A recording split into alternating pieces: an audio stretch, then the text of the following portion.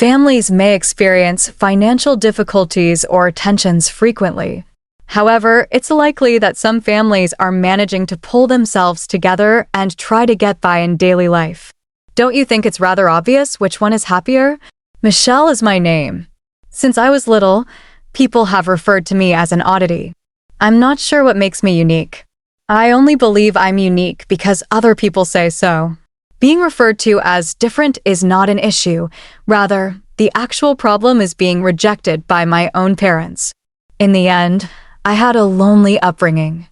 I have the ability to read people's minds and have a keen sense of their emotions. I have no idea why I am able to do this. It's as normal to me as breathing or moving my hand, even if I can't always see or feel it. I therefore thought it was odd and couldn't see why other people couldn't follow suit. There was a time when a coworker my father brought home from work gave me a dark aura, or feeling, or whatever you want to call it. My mother ignored my warning to exercise caution around that individual. My father was later persuaded to sign a contract as a loan guarantor by that coworker.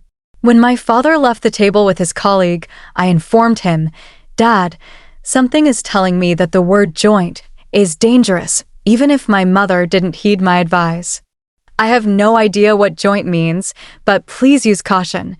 As a result, my father was hesitant to sign as a joint guarantor. That allowed my father to avoid taking on the entire debt when my colleague filed for bankruptcy and was unable to pay it back. On a different day, I was shopping with my mother when I sensed unease behind us. I felt this wave coming from a man with a cap and sunglasses when I turned around. "Let's take that side street, Mom." I took my mother's hand and walked to the side street after saying this. When we got to the side street, my mother, perplexed, inquired what was wrong, and we heard someone cry, "Thief," from the street we had just been on. A woman was walking in front of the man with the terrible aura, and he grabbed her purse and fled. The momentum caused the woman, who had her pocketbook stolen, to topple down and sustain serious injuries. My mother would have been the man's target if we hadn't moved to the side street and kept walking. Such incidents are common, and I was described as an odd and enigmatic youngster. Ironically, my parents started to stay away from me. I felt alone and alone. Others didn't think what I thought was typical was normal. Since I am perceived by others as an odd, unusual, and frightening child, I started to keep my thoughts to myself. Even if I did feel something, I stopped saying it because it was something that ordinary people don't experience. It was because I understood that if I didn't say something, they wouldn't say I was a weird kid, that I was just like a normal kid. I have a sister, Amy, who's 3 years younger than me. Unlike me, Amy's a regular kid. As the years go by, I find myself growing darker, retreating more into my shell, but Amy just gets cuter and more charming. It's clear who anyone would prefer. Our parents clearly started to favor Amy over me. Amy is such a lovely girl. But Michelle seems to be a bit on the darker side. Indeed, Michelle has become less odd lately, but she's still a bit different, isn't she? What they call odd was me refraining from talking about things only I could sense.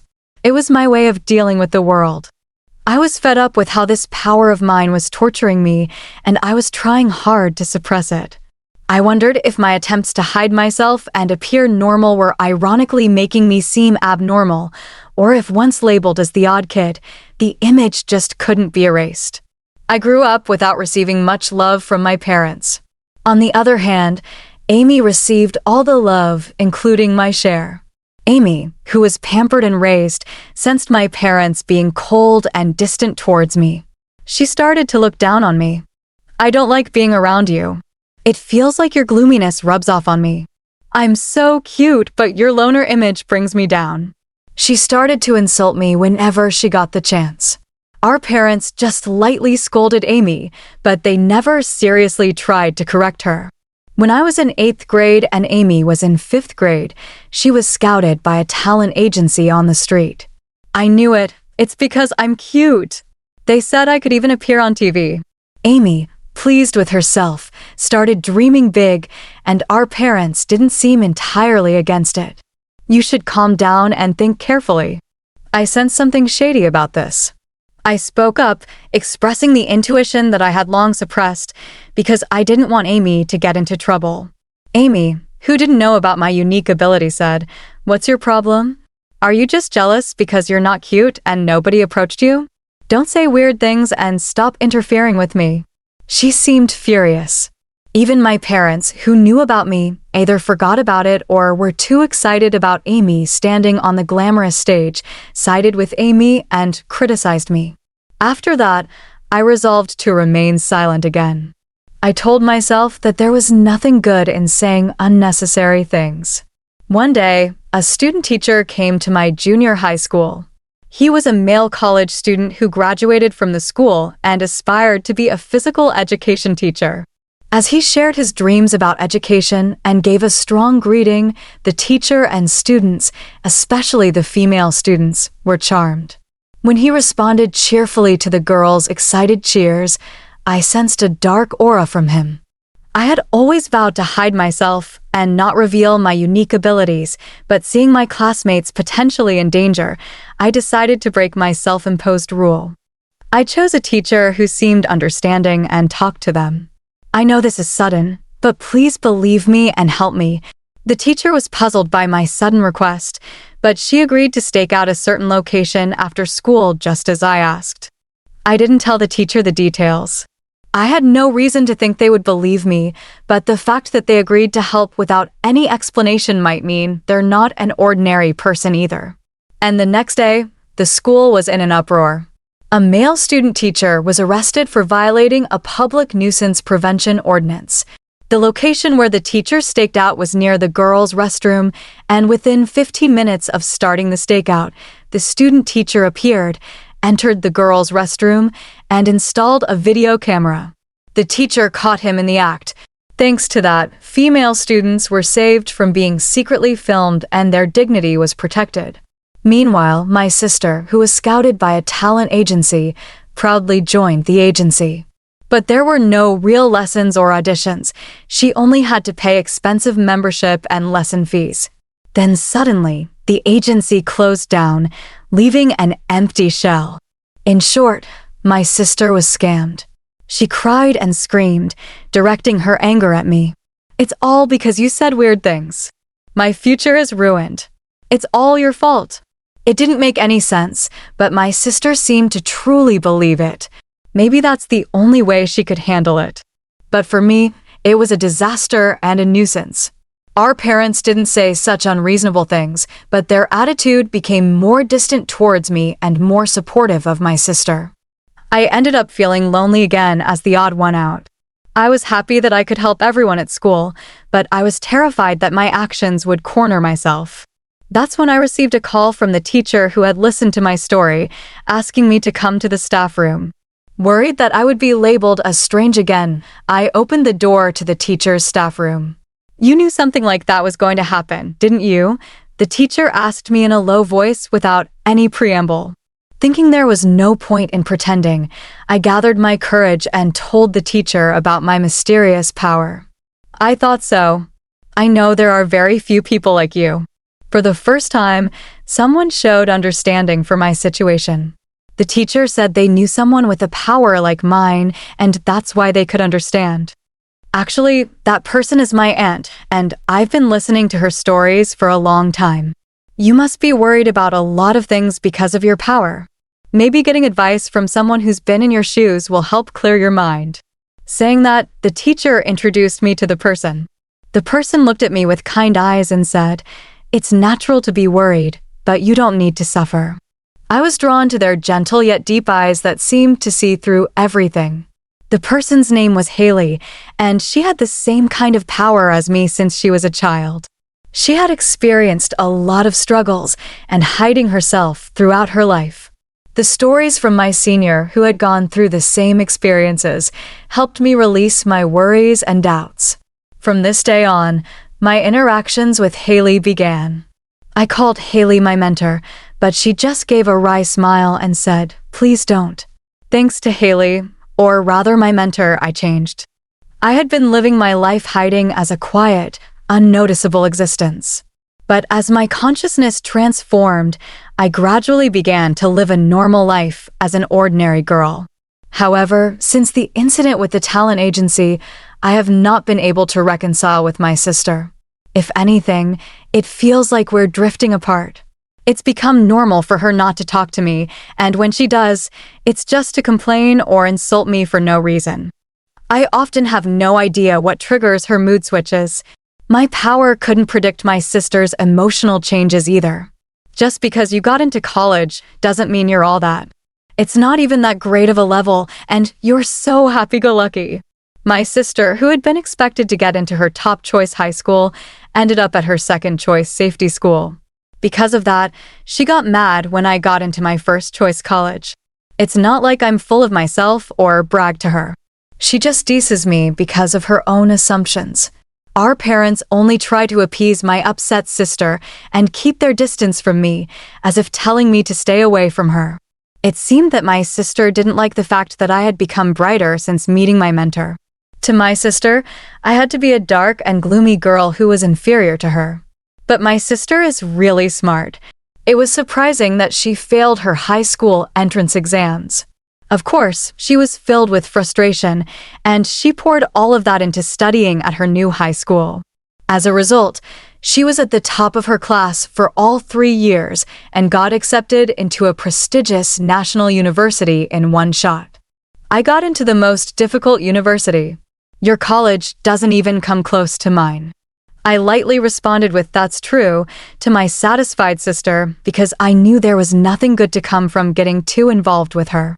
However, my sister thought that my light reaction was belittling her accomplishments and unleashed a barrage of verbal abuse at me.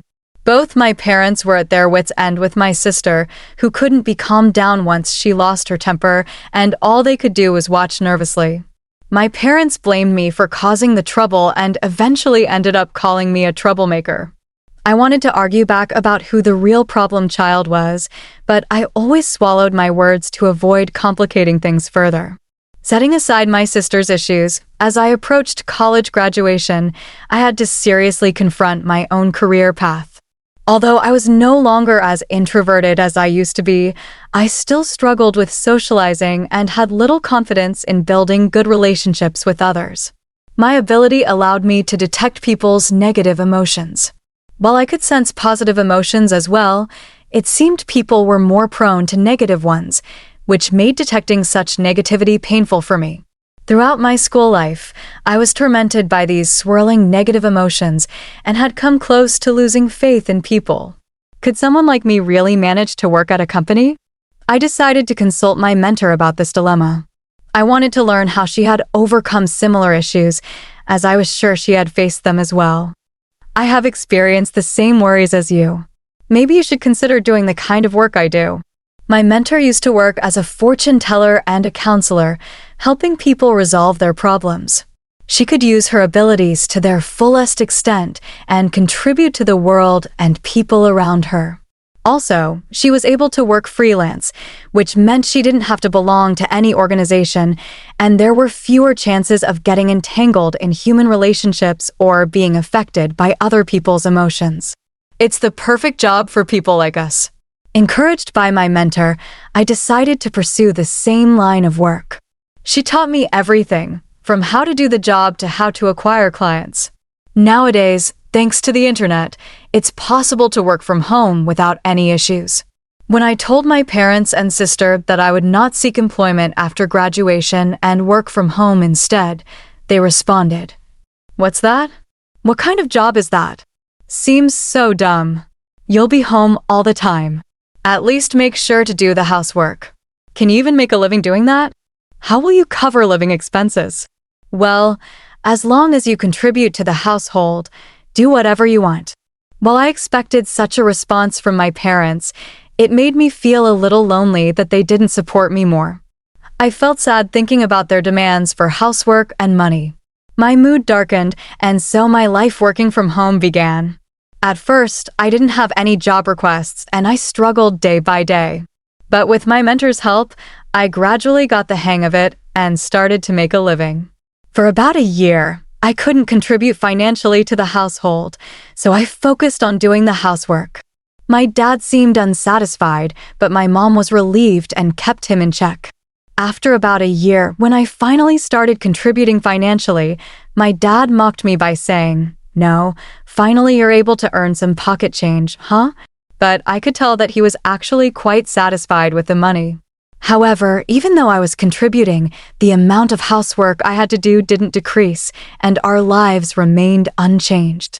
Then, after another 2 years, my sister graduated from college and secured a job at a foreign company. Unlike you, I'm an elite. You're just unemployed, living at the bottom of the barrel. It's so depressing to have you as a sister. My sister, who had successfully landed a job, started to belittle me for working from home. "What are you even doing, working from home? That's just like playing. You're nothing more than a parasite living at home," she'd say at times. It's really weird not to work outside. I'm working my butt off, earning everyone's respect, and now I've been promoted to team leader. My pay is going to increase, and I'm probably earning about 10 times more than you. There's no way a homebody like you can earn that much.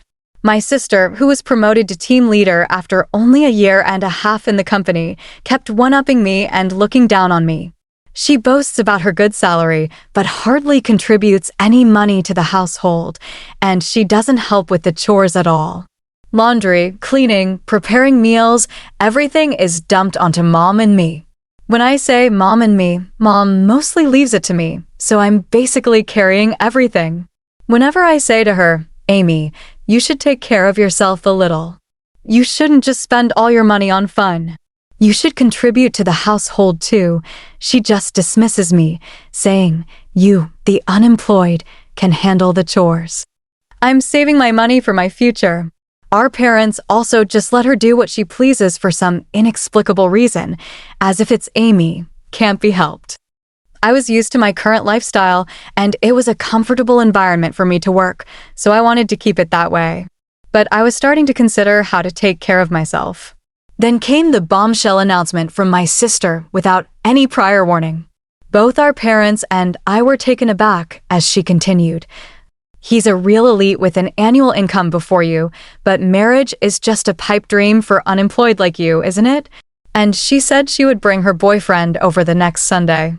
With the rapid-fire succession of sudden developments, Sunday came as we were still reeling. The man my sister brought along looked like a successful young man, impeccably dressed with a sharp suit. "Nice to meet you.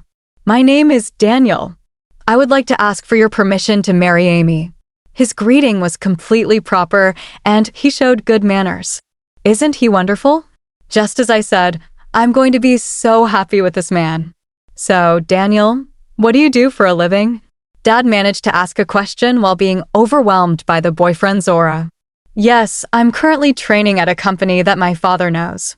We were puzzled by the word training, and then Amy said gleefully, "His father is the president. He's training outside now to take over the presidency in the future." My sister seemed over the moon about the prospect of becoming a future president's wife. Afterwards, we had various conversations, and Amy's boyfriend left stylishly.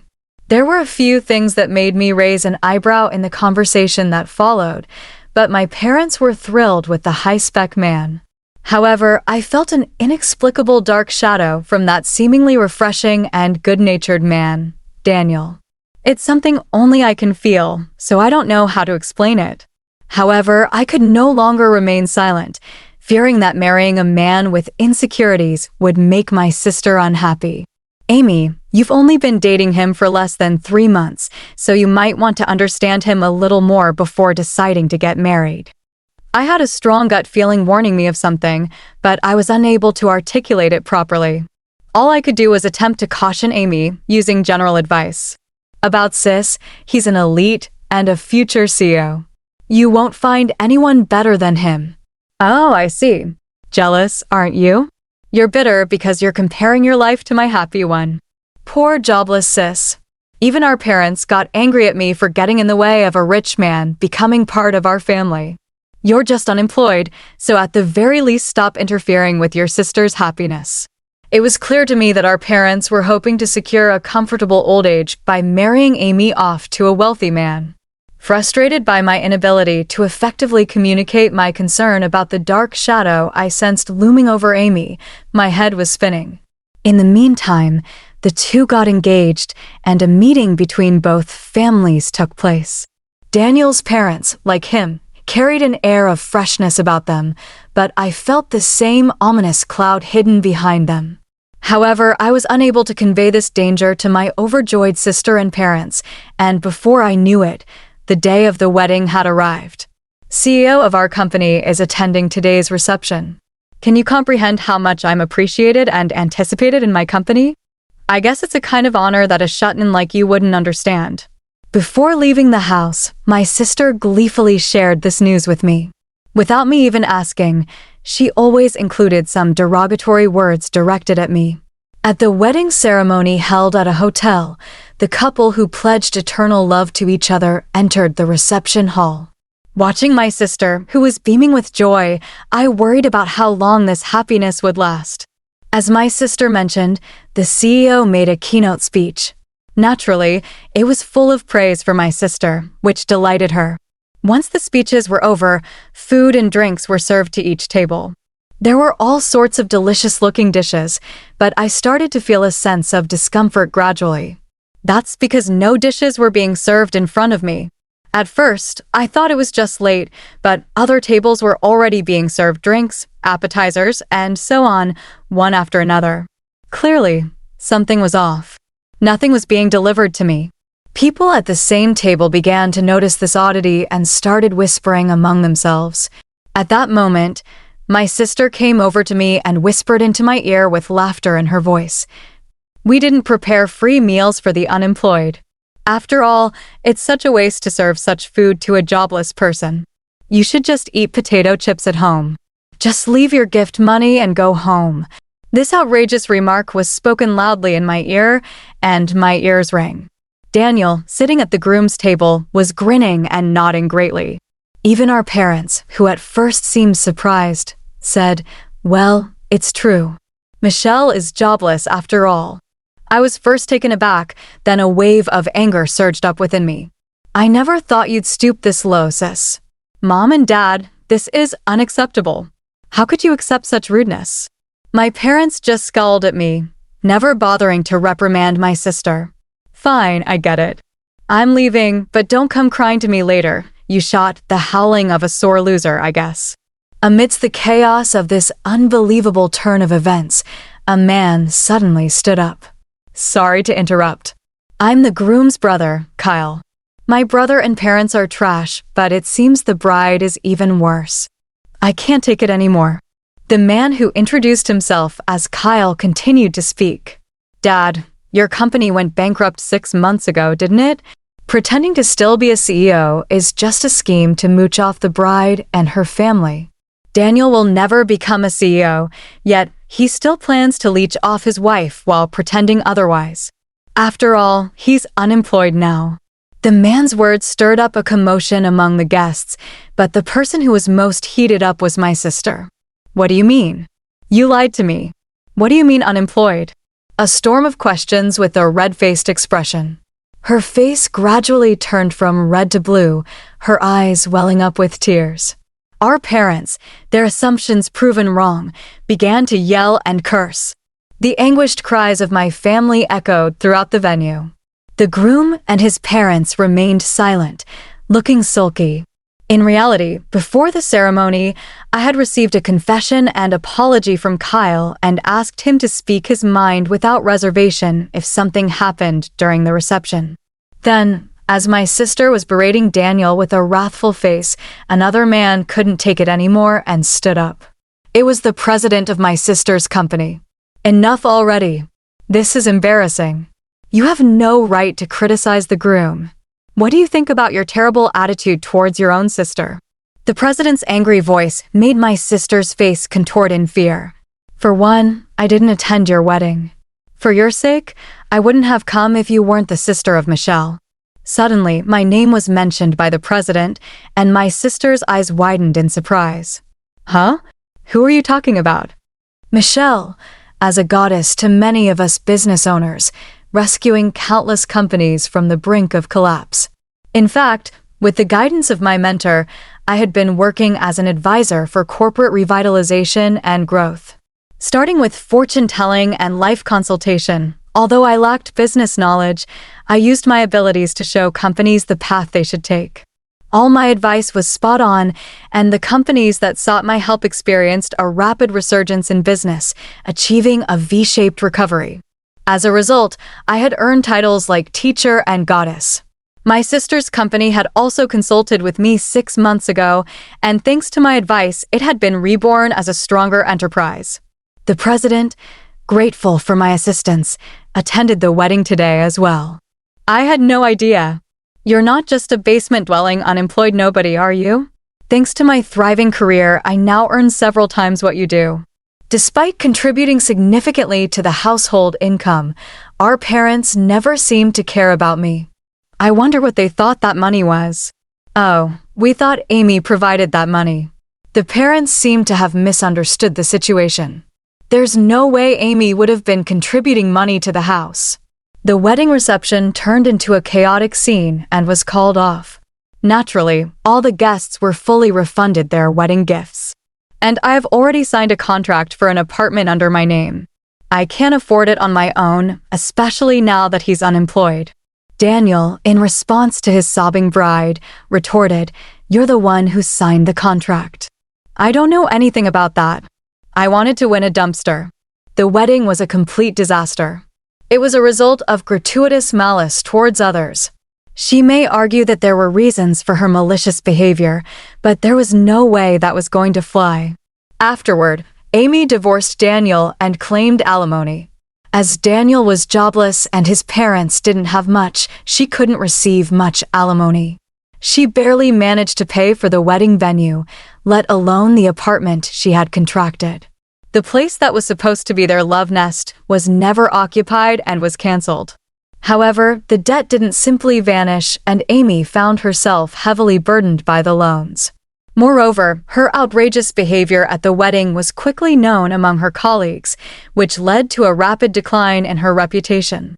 The CEO had no choice but to demote her. With no place left in the company and having lost her pride as an elite, Amy wanted to quit and run away, but she had to bear the embarrassment for the sake of loan repayment, continuing with a trivial job and a hardly noticeable basement storage room.